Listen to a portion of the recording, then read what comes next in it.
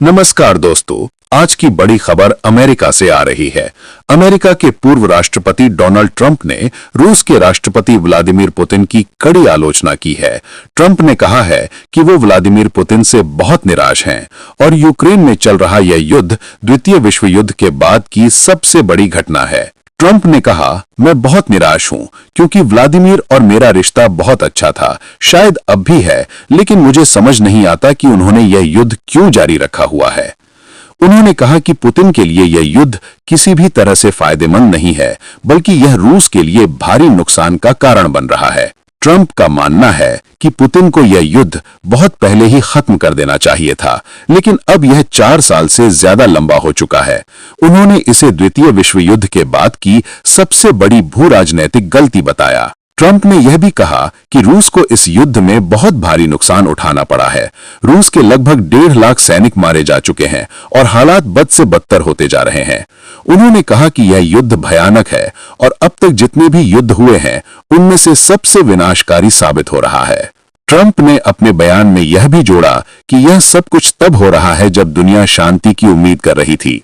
उन्होंने कहा कि अगर वे सत्ता में होते तो यह युद्ध कभी शुरू ही नहीं होता। उन्होंने यह दावा किया कि उनके नेतृत्व में अमेरिका और रूस के रिश्ते अच्छे रहते और यूक्रेन की यह त्रासदी कभी नहीं होती। अब सवाल यह है कि ट्रंप के इस बयान का असर अमेरिका और रूस के रिश्तों पर कितना पड़ेगा। विशेषज्ञों का कहना है कि ट्रंप की यह टिप्पणी पुतिन के लिए एक बड़ा राजनीतिक झटका है, क्योंकि अब तक ट्रंप को रूस के प्रति अपेक्षाकृत नरम माना जाता था। ट्रंप जल्द ही यूक्रेनी राष्ट्रपति वोलोदिमीर ज़ेलेंस्की से मुलाकात करने वाले हैं, जहां दोनों नेताओं के बीच सुरक्षा सहायता, युद्ध की स्थिति और शांति प्रयासों पर चर्चा होगी। संभावना है कि इस मुलाकात के बाद अमेरिका की यूक्रेन नीति में कुछ बदलाव देखने को मिल सकते हैं। ट्रंप ने यह भी संकेत दिए हैं कि अगर वे फिर से सत्ता में आते हैं तो वह रूस और यूक्रेन के बीच शांति समझौता करवाने की कोशिश करेंगे। उनका कहना है कि यह युद्ध किसी की जीत नहीं, बल्कि पूरी मानवता की हार है। अंतर्राष्ट्रीय विश्लेषकों का मानना है कि ट्रंप का यह बयान 2024 की अमेरिकी राजनीति में एक नई बहस छेड़ सकता है, क्योंकि इससे यह सवाल फिर उठता है कि क्या अमेरिका को यूक्रेन की मदद जारी रखनी चाहिए या शांति वार्ता की दिशा में कदम बढ़ाना चाहिए।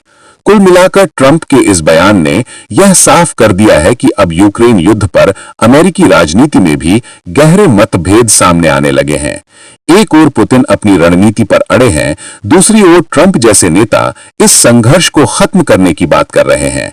अब देखना यह होगा कि आने वाले दिनों में क्या रूस इस आलोचना का कोई जवाब देता है या फिर यह बयान केवल अमेरिकी राजनीति का एक नया अध्याय साबित होता है।